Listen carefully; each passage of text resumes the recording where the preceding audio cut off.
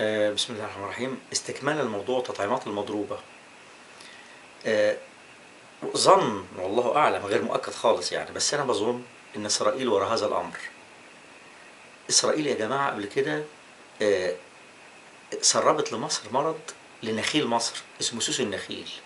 المرض ده بيدمر النخيل بالكامل، بيخلي النخلة خوية جوفاء. المشكلة إن إسرائيل يا جماعة بتحاربنا حرب رهيبة جدا، حرب بيولوجية، لأنها متقدمة جدا في البيولوجي، متقدمة جدا جدا في تربية الحيوان وتربية الطيور.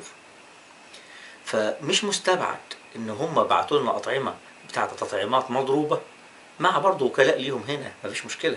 يعني اندست في وسط التطعيمات السليمة، وكانت النتيجة تدمير الثروة بتاعتنا. ليه؟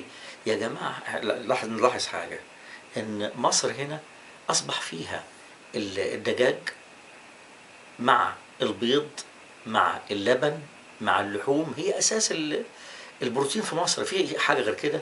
لما دول يتضربوا الشعب هيبقى وضعه إيه؟ ممكن يحصل مجاعة، بلاش مجاعة طبعا، هيحصل غلاء رهيب للأسعار، يطحن المواطن. إسرائيل يا جماعة عايزة تطحننا بطريقة، تطحن المواطن بطريقة غير مباشرة. والدليل على كلامي برضو موضوع سد الألفية بتاع أثيوبيا.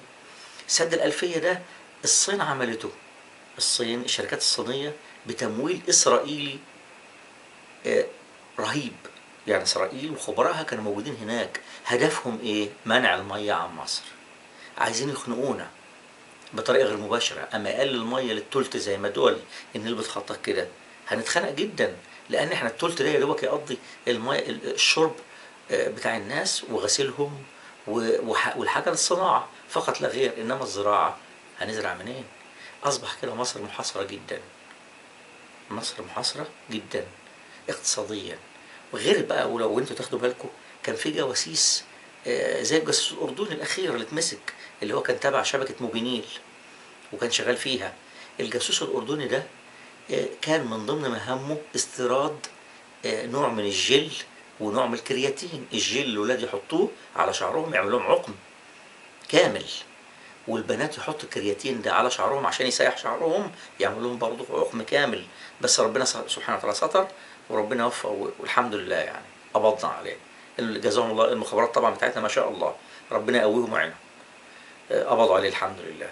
وعقبال باقي الجواسيس، وربنا كبير. شكرا جزيلا.